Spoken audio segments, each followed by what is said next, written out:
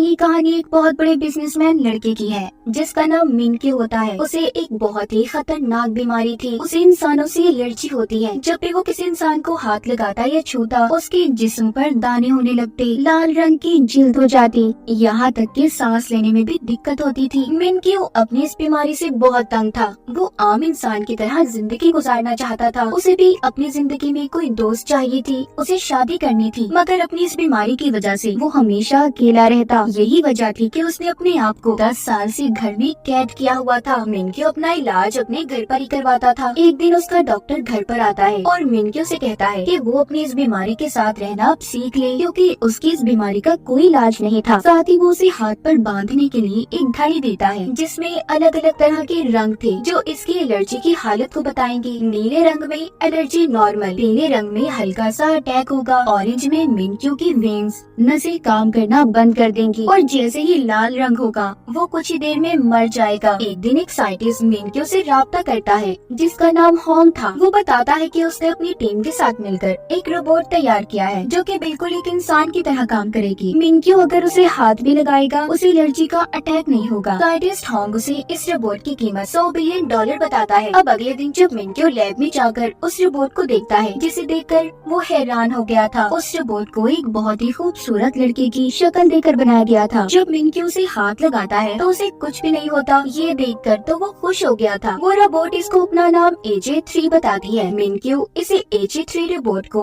खरीदने के लिए तैयार था और बहुत सारे पैसे इस रोबोट पर लगा देता है। अगले दिन जब साइंटिस्ट इस रोबोट को टेस्ट कर रहे थे तो एक साइंटिस्ट सोडा की बोतल को उछाल देता है जिसमें से एक बूंद इस AJ3 के अंदर गिर जाती है। बहुत बड़ा शॉर्ट सर्किट हो गया था और उस रोबोट का प्रोसेसिंग सिस्टम खराब हो जाता है जिससे वो चला करती थी। ये देखकर सारी टीम बहुत ज्यादा परेशान थी क्योंकि अगले दिन AJ3 को मिनक्यू के पास डिलीवर करना था। ये लोग उससे पैसे भी ले चुके थे। सारी टीम सोचती है कि इस रोबोट को तो ठीक करने में बहुत वक्त लगेगा। इस तरह इनकी मिनक्यू से डील भी कैंसिल हो जाएगी। इसलिए होंग को यहाँ पर एक आइडिया आता है। इसने AJ3 को अपनी एक बहुत ही पुरानी दोस्त जिसका नाम जिया होता है उसकी शक्ल देकर बनाया था, तो इसीलिए अभी उससे मिलने जाता है और सारी बात बताता है। इसका प्लान दरअसल मिनक्यू के पास जिया यानी कि असल इंसान को रोबोट बनाकर भेजने का था। पहले तो सारी बातें सुनकर जिया मना कर देती है, लेकिन जब होंग उसे पैसों की लालच देता है क्योंकि जिया बहुत गरीब थी तो इसीलिए वो इस बात को मान गई थी। साइंटिस्ट की टीम जिया को अपने लैब में ले जाकर रोबोट AJ की सारी बातें सिखाती है कि वो काम कैसे करती है, उठती कैसे है, पानी कैसे देती है, सब कुछ। फिर उसे उसी रोबोट की तरह सेम कपड़े पहनाए जाते हैं, बालों में विग और आंखों में लेंस लगाए जाते हैं जो कि एक कैमरे की तरह काम करेंगे जिससे ये लोग जिया और मिनक्यू पर नजर रख सकते थे। अब खैर जिया को एक रोबोट की तरह तैयार करके मिनक्यू के घर भेज दिया जाता है। जैसे ही मिनक्यू इसके बड़े से ताबूत को खोलता है जिया तो उसे देखकर डर गई थी। दरअसल यहाँ पर हुआ कुछ यूँ था। कुछ दिन पहले जिया ने मिनक्यू को खाना डिलीवर किया मगर मिनक्यू को वो खाना अच्छा नहीं लगा था, इसीलिए उसने जिया को पैसे भी नहीं दिए। जब जिया ने उसे रोकने की कोशिश की तो मिनक्यू वहाँ से भाग गया ताकि जिया उसे हाथ न लगा पाए जिससे उसे एलर्जी होगी। मगर मिनक्यू को ये सब बातें याद नहीं थी। अब ये होंग को कॉल करता है और जिया यानी के रोबोट के इस डर और गुस्से के बारे में पूछता है। होंग ये सुनकर उसे एक कहानी सुनाता है। कहता है इस रोबोट AJ3 के 2 मोड हैं, एक ऑपरेशनल और दूसरा फ्रेंड मोड। ऑपरेशनल में वो गुस्सा और नाराज हो जाती है जबकि फ्रेंड मोड में इंसानों की तरह बर्ताव करेगी। होंग साथ ही मिनक्यू से ये भी कहता है उसकी गर्दन के पीछे एक बटन है, तुम उसे दबा दो सब ठीक हो जाएगा। अब मिनक्यू ऐसा ही करता है और जिया का टेस्ट लेता है। मतलब कि उसके सामने तो वो एक रोबोट ही थी ना। मिनक्यू देखना चाहता था कि ये सभी सही से काम करते भी है या नहीं। तभी होंग की लैब की लाइट चली जाती है। अब ये सब कुछ जिया को अकेले ही संभालना था क्योंकि होंग तो अब उससे राब्ता नहीं कर सकता था। मिनक्यू सबसे पहले एक बॉक्स खोलने का कहता है जिसको एक मैथ के कोड के हिसाब से खोलना था, मगर जिया का मैथ तो बहुत ही कमजोर होता है तो इसीलिए वो उस बॉक्स को तोड़ देती है। दूसरा टेस्ट उसका एक उबले हुए अंडे को छीलने का था जिसे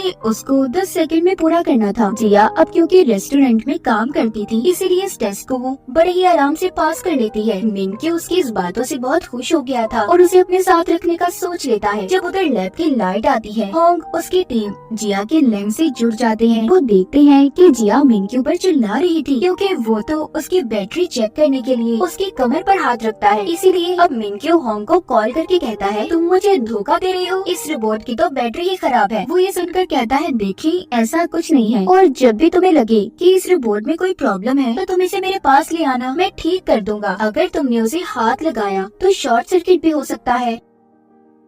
अब इसके बाद मिनक्यू जब अपने किचन में पानी पीने जाता है तो एकदम से उसका सांस बंद हो गया था। जिया भागकर उसके पास आती है और उसकी कमर थपथपाती है, जिससे वो कुछ ही देर में ठीक हो गया था। वो उससे पूछता है कि तुमने मेरी ऑर्डर हुक्म के बगैर ये काम कैसे किया। वो बताती है मेरे अंदर बहुत से फंक्शंस हैं जिनकी मदद से मैं खुद भी काम कर सकती हूँ। यहाँ पर मिनक्यू जिया को जब पहली बार हाथ लगाता है तो हैरानी की बात ये थी उसे कुछ भी नहीं होता, कोई एलर्जी नहीं। हालांकि जिया असल में तो आम इंसान ही थी ना, बस उसकी नजरों में एक रोबोट होने का नाटक कर रही थी। रात को होंग जिया को बैटरी ठीक करने के बहाने लैब में ले आता है, जहाँ पर वो उसे कहता है कि तुम जानती भी हो तुम हम सबको फंसाने वाली थी। अगर मिनक्यू सच्चाई जान जाता तो क्या होता। इस बात पर जिया को गुस्सा आता है। वो समझती है कि उसने अपना काम सही से नहीं किया, इसीलिए वो लैब से चली जाती है। जिसके बाद होंग और उसकी टीम को ये बात पता चलती है कि AJ3 रोबोट को ठीक करने के लिए अफ्रीका में भेज दिया गया है, जहाँ पर उसे 2 हफ्ते और लग सकते हैं। उसी वक्त होंग को मिनक्यू की कॉल आती है जो कहता है कि मुझे तुम्हारा बनाया हुआ रोबोट AJ3 बहुत पसंद आया, मैं इसे 1 महीने के लिए लेना चाहता हूँ। होंग को कुछ समझ नहीं आती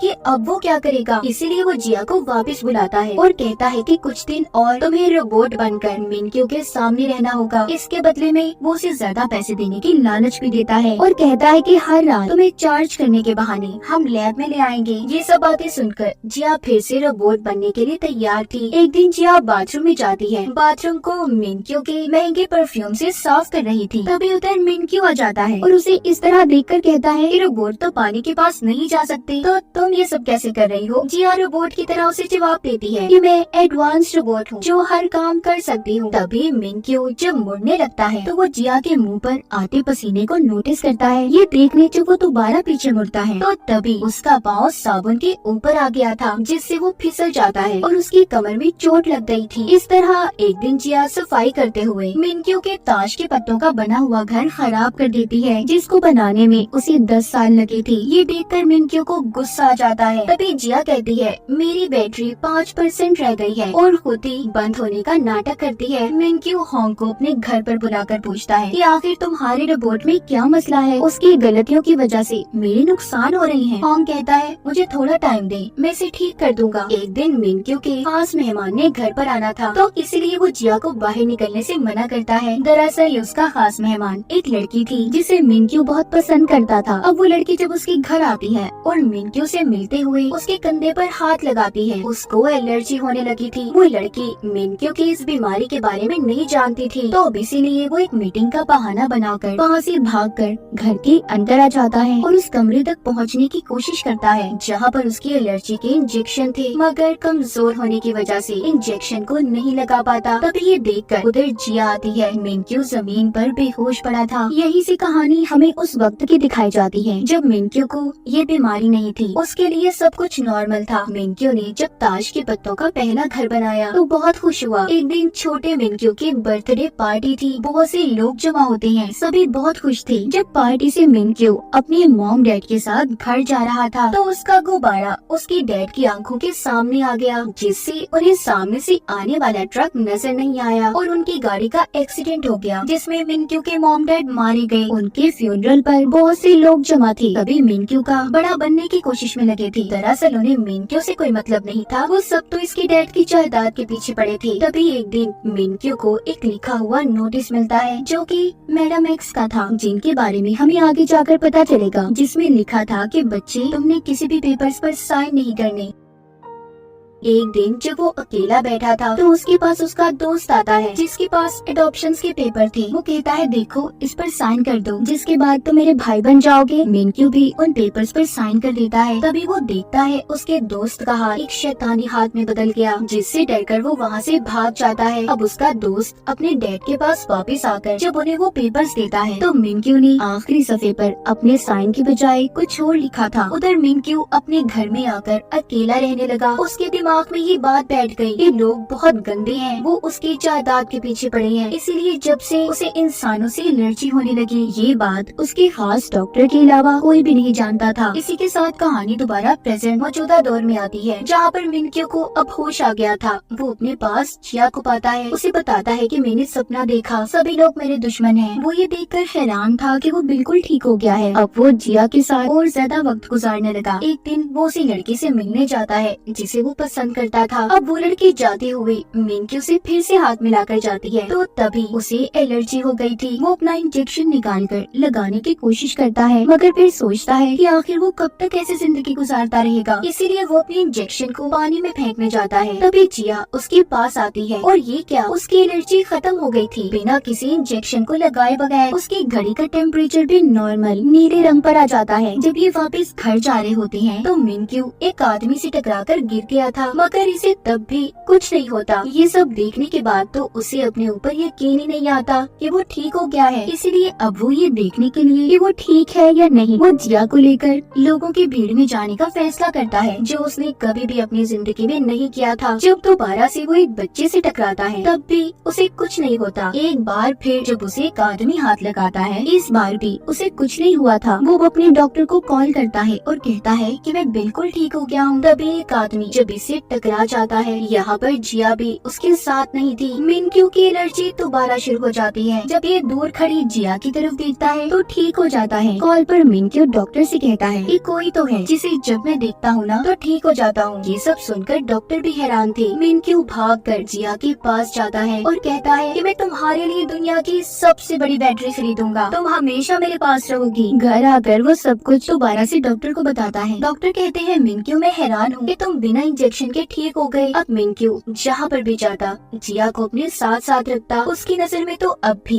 वो सिर्फ एक रोबोट थी। उधर लैब में दिखाया जाता है असल AJ3 रोबोट ठीक हो गई है, मगर उसे ठीक से काम करने में कुछ वक्त अभी और लगने वाला था। जब जिया को ये बात पता चलती है कि AJ3 रोबोट ठीक हो गई है तो उदास हो जाती है, क्योंकि अब इसे भी मिनक्यू के साथ रहने की आदत हो गई थी। एक दिन मिनक्यू जिया को होटल में लेकर जाता है, जहाँ पर वो लड़की अपने डैड के साथ आई हुई थी जिसे मिनक्यू पसंद करता था। वो जिया को ले जाकर एक अलग टेबल पर बिठा देता है। ये बात जिया को बहुत बुरी लगती है। जब मिनक्यू वापस आता है तो वो उसे ठीक से बात नहीं करती। अब मिनक्यू भी जान गया था कि वो तभी महफूज है जब AJ3 रोबोट यानी कि जिया उसके साथ होगी। एक दिन जब वो गैस स्टेशन पर रुकता है तो क्रेडिट कार्ड लेते हुए उसका हाथ वहाँ के वर्कर के हाथ से लग जाता है। थोड़ा आगे जाने पर जब वो इस बात को नोटिस करता है कि उसे किसी ने हाथ लगाया तब भी उसे कुछ नहीं हुआ। ये सारी बातें जब वो अपने डॉक्टर को बताता है तो वो कहते हैं देखो अब तुम ठीक हो गए हो तो उस रिपोर्ट को भेज दो ना जिसे तुमने अपने घर में रखा है। मतलब जिया की बात हो रही थी यहाँ पर, मगर दिल ही दिल में तो मिनक्यू को जिया से प्यार हो गया था। अब वो होंग के पास जाता है और उसे अपने दिल की बात बताता है। ये बात सुनकर वो कहता है कि तुम एक रोबोट की बात कर रहे हो जिसे पहले से डिजाइन किया गया था। मिनक्यू कहता है फिर मैं क्या करूँ, मैं पागल हो रहा हूँ, कैसे भुलाऊं मैं उसकी यादों को। वो कहता है एक रास्ता है, मैं उस रोबोट की सारी यादों को डिलीट कर दूंगा जिससे वो सब कुछ भूल जाएगी और तुम भी कहीं और चले जाना। अब आखिरी बार जिया को AJ3 रोबोट बनाकर मिनक्यू के पास भेजा जाता है। दोनों एक दूसरे को देखते हैं। बाहर बहुत ज्यादा बर्फबारी हो रही थी। आखिरी बार ये दोनों बाहर घूमने जाते हैं, फिर वापस से घर आ गए थे। मिनक्यू जिया का शुक्रिया करता है कि उसने उसे ठीक कर दिया। फिर वो अपने गले से अपनी मॉम का दिया हुआ लॉकेट उतार कर पहना देता है। फिर उसके गले लगकर रीसेट का बटन दबाकर बहुत रोता है। उधर AJ3 रोबोट को भी ये बात पता चल गई थी कि मिनक्यू का फोल्डर डिलीट हो गया है। दोनों रात को एक दूसरे को याद करके बहुत रोते हैं। जिया इतना रोती है कि बीमार हो गई थी। अगली सुबह दोनों अपनी जिंदगी की नई शुरुआत करते हैं। जिया अपनी नानी के घर जाने के लिए तैयार थी। जब वो ट्रेन में बैठी थी तो इत्तेफाक से उसी ट्रेन में मिनक्यू आता है जिसने जिया को देख लिया था। वो सोचता है कि इस लड़की की शक्ल तो बिल्कुल AJ3 रोबोट जैसी है। दोनों एक दूसरे के आमने सामने बैठे थे पर बात तक नहीं करते क्योंकि जिया को मिनक्यू के साथ बोलने से मना किया गया था। अब ये होंग को कॉल करता है और बताता है कि मैंने तुम्हारे रोबोट जैसा एक चेहरा देखा। वो कहता है हाँ, मैंने उस रोबोट को अपनी खास की शक्ल दी थी। तो मिनक्यू कहता है क्या मैं उस इंसान से बात कर सकता हूँ? वो कहता है नहीं। इतना कहकर देकर उसने कॉल को काट दिया था। मिनक्यू को यहाँ पर शक हो जाता है, इसीलिए वो जिया का पीछा करता वहाँ तक आ गया था जहाँ पर ये नौकरी करती और अपनी नानी के पास रहने वाली थी। उसकी नानी का एक होटल था, सब चले गए थे मगर मिनक्यू बैठा उसका इंतजार कर रहा था। जिया तंग आकर उसके पास जाकर बताती है कि हाँ, मेरा ही चेहरा AJ3 को दिया गया, इसके बदले मुझे बहुत से पैसे दिए गए थे। ये सब बताकर वो उसे वहाँ से जाने का कहती है, मगर मिनक्यू अब इसके पास ही रहना चाहता था। कुछ दिन में उसकी जिया की नानी के साथ भी दोस्ती हो गई थी और वो जिया के साथ वो सब बिताए पल गुजारता है जो इसकी नजर में उसने AJ3 रोबोट के साथ गुजारे थे। एक दिन जब वो वापस आया तो देखता है जिया उधर होटल में नहीं थी, वो अपने नानी के घर से जा चुकी थी। अब वो उसे पागलों की तरह यहाँ वहाँ ढूंढता है, तभी वो उसे समंदर के किनारे बैठी हुई मिलती है। उसकी नजर जिया के गले में उस लॉकेट पर जाती है जो उसने AJ3 रोबोट को पहनाया था। जिया उससे वो हार छुपाने की कोशिश भी करती है मगर मिनक्यू ने उसे देख लिया था। उसकी हालत बहुत खराब थी, उसे समझ आ जाती है कि उसके साथ बहुत बड़ा धोखा हुआ है। उसकी एलर्जी लाल रंग पर पहुंच गई थी जो ऐसा इसके साथ कभी नहीं हुआ था। वो जमीन पर गिर जाता है, उसके बचने के चांसेस भी बहुत कम लग रहे थे। तभी उधर होंग और डॉक्टर आ जाते हैं जो इसे इंजेक्शन लगाते हैं और घर ले आए थे। उसका इलाज किया जाता है। यहाँ पर जिया मिनक्यू से मिलकर उसे सब कुछ बताना चाहती थी मगर डॉक्टर उसको मना करते हैं। जब मिनक्यू ठीक हो जाता है तो उसके पास उसका एक खास असिस्टेंट आया था जो उसको जिया और होंग की कंपनी के खिलाफ केस करने का कहता है कि उन्होंने उसे धोखा दिया। यहाँ पर हमें ये भी पता चलता है कि वो असिस्टेंट दरअसल जिया का भाई था। उसने जिया के इस धोखे के बाद मिनक्यू के पास से नौकरी छोड़ दी थी। अब मिनक्यू होंग की टीम के पास जाता है और उसे अपने साथ धोखा करने के जुर्म में उनके लैब को खाली करवा देता है। उधर जिया भी मिनक्यू के लिए खाना बनाने में मसरूफ थी। वो रोज उसके लिए खाना बनाकर ले जाने लगी थी लेकिन मिनक्यू को उस पर बहुत गुस्सा था। वो उसका खाना रोज कचरे के डब्बे में फेंक देता। जिया उससे कहती है, तुम जो मर्जी करो, मैं रोज तुम्हें खाना देने आऊंगी। मिनक्यू जब रात को सोने लगा था तो उसे जिया की याद सता रही थी। वो बाहर अपनी नौकर के पास जाता है जो आग जलाकर बैठा हुआ था। वो उससे पूछता है कि तुमने भी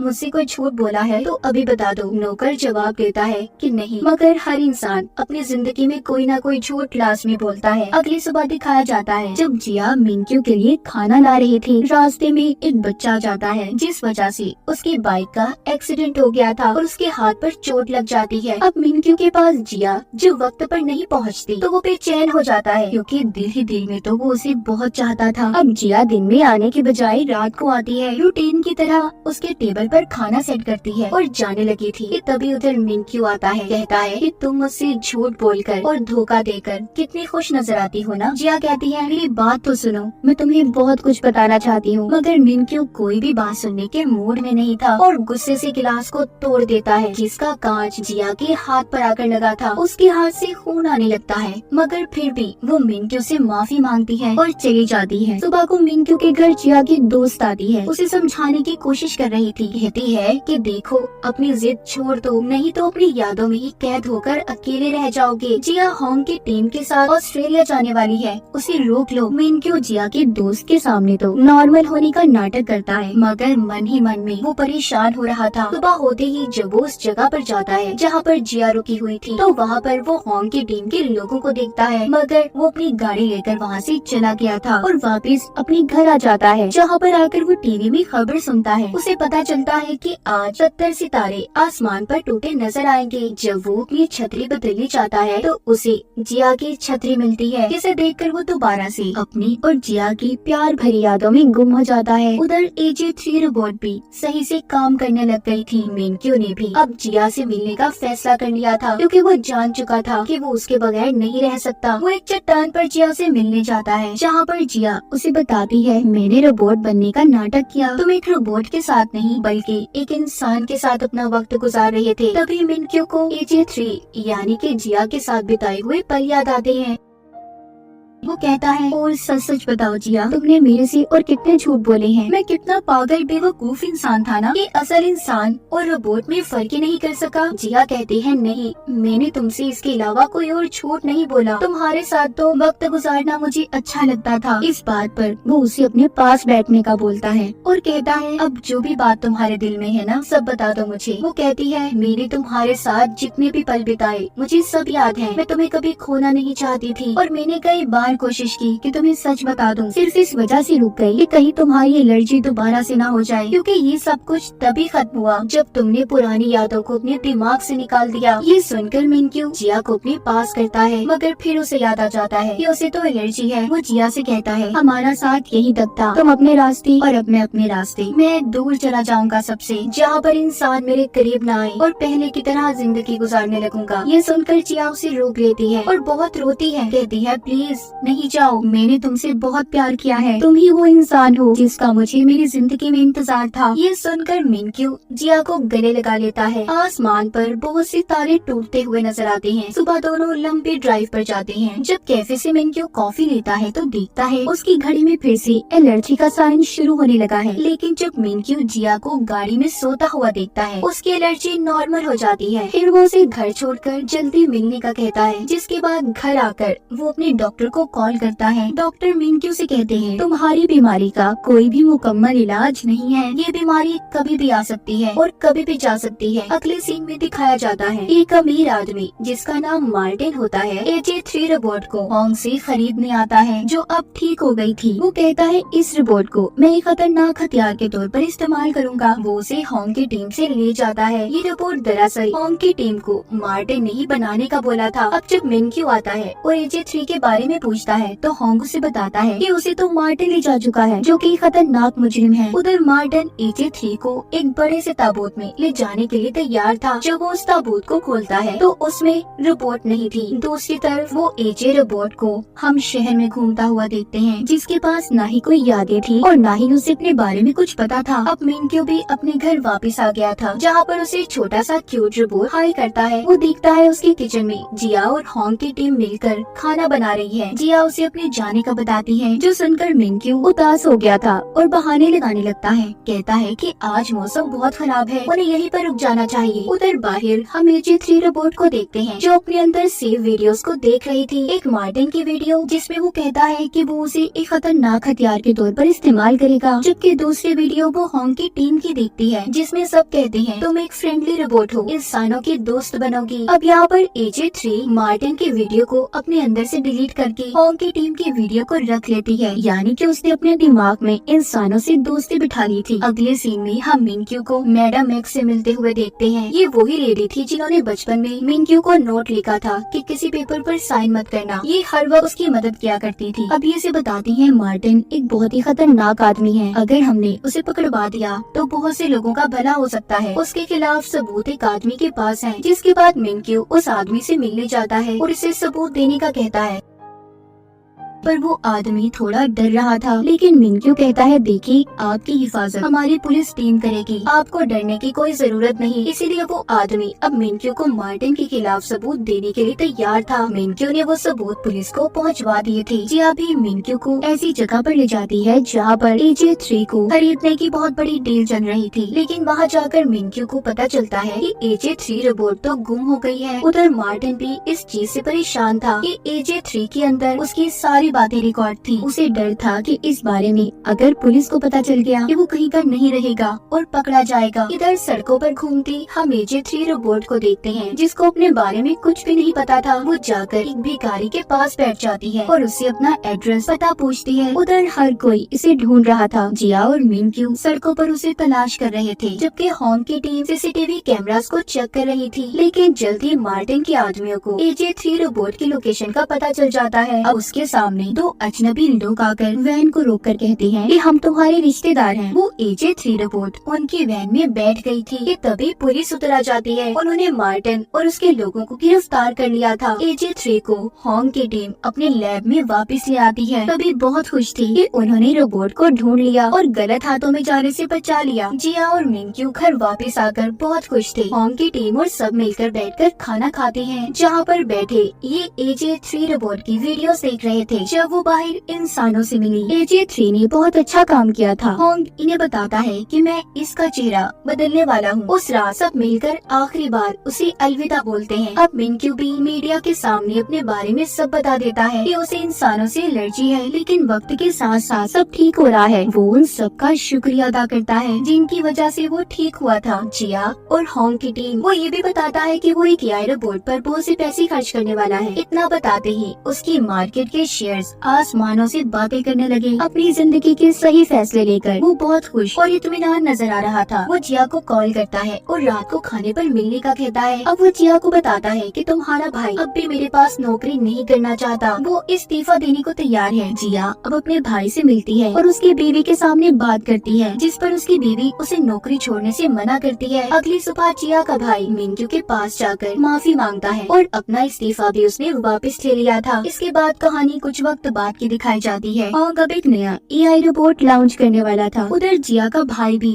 मिंक्यू की कंपनी का बहुत बड़ा मैनेजर बन जाता है। हम जिया को देखते हैं जो अपनी कंपनी के लैंप्स कस्टमर्स को दिखा रही थी। कुछ देर के बाद उसने मिंक्यू से मिलने जाना था, जहाँ पर हॉन की टीम और उसके भाई की फैमिली पहले ही मौजूद थी। वो उसके घर आ जाती है। उसके घर के बाहर एक गाड़ी रुकती है, जिसमें से एक फौजी उतरकर बाहर आता है। वो कोई और नहीं बल्कि मिंक्यू था, जो अब एक सोल्जर बन चुका था। जिया उसके पास आने लगती है, तभी फिसल गई थी। मिंक्यू उसे संभालता है और उसे बहुत ही गौर से देख रहा था। मतलब ये सब अपनी जिंदगी में बहुत आगे बढ़ गए थे। मिंक्यू की बीमारी भी बिल्कुल ठीक हो गई थी। इसी खूबसूरत लम्हे के बाद दोनों को मिंक्यू के घर की तरफ जाता हुआ दिखाया जाता है, जहाँ पर सभी इनका इंतजार कर रहे थे। और इसी के साथ ये सीरीज यहीं पर खत्म हो जाती है।